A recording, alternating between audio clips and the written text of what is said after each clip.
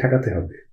আমরা যেহেতু ইন্ডিয়ার পেটের মধ্যে ঢুকে থাকা একটা দেশ এবং মূলত মুসলমান প্রধান দেশ, তাই বিপদ আমাদের বেশি। মোদির হিন্দুত্ববাদ সবচেয়ে বেশি ক্ষতি করবে আমাদের, করেছে। আমি কেন হিন্দুত্ববাদের বিরুদ্ধে এত সরব?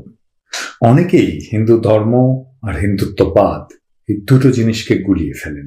তাই আজকের আলোচনায় হিন্দু ধর্ম, হিন্দুত্ববাদ আর হিন্দুত্ববাদের বিপদ নিয়ে আলোচনা করব। হিন্দুত্ব বিজেপির রাজনৈতিক দর্শন বা গাইডিং ফিল, বৈচিত্র্য ভরপুর। এই ধর্ম বলে সব ধর্মই নদীর মতো, যা সব বিশ্বাসী মনকে নদীর মতো বয়ে নিয়ে সেই সৃষ্টিকর্তার অসীম মহাসাগরে ফেলে। তুমি কোন পথে যাচ্ছ তার চাইতে গুরুত্বপূর্ণ হচ্ছে তুমি সেই মঞ্জিলে পৌঁছচ্ছ কিনা। রামকৃষ্ণ পরমহংসদেব, তিনি হিন্দু, ইসলাম, খ্রিস্টান ধর্ম মতে সাধনা করেছিলেন।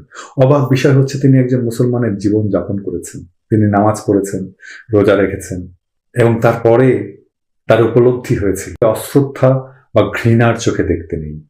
আপনার মনে হতেই পারে চেবা শুটকি দুনিয়ার সেরা খাবার। এখন আপনি এটা যখন মনে করবেন, আপনার মনে উদগ্র আকাঙ্ক্ষা হবে দুনিয়ার সবাইকে চেবা শুটকি খাওয়ানোর। আপনি অপ্রাসঙ্গিকভাবে দুনিয়ার সব জায়গায় ঢুকে পড়া শুরু করবেন। চেবা শুটকি খাইছেন? আহারে, চেবা শুটকি না খাইয়া মরে গেলে তো আপনার আফসোস থাকবে। ভাইজান, মনে রাখবেন, দুনিয়ার অর্ধেকের বেশি মানুষ আপনার পছন্দের চেবা শুটকি খাইতে গেলে বমি করে দিবে, কারণ তাদের টেস্ট ডিফারেন্ট। সন্দেহের চোখে দেখতে হবে। শেষে একটা কৌতুক বলি শুনে।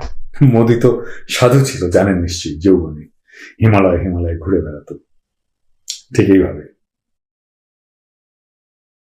তো একদিন সে লোকালয়ে আসছে, রাত হয়েছে, গেরস্তের বাসায় গিয়ে আশ্রয় চেয়েছে।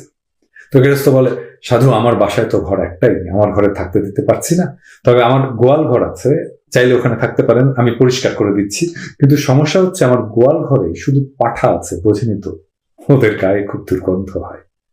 মোদি বলে, কোই বাত নেই,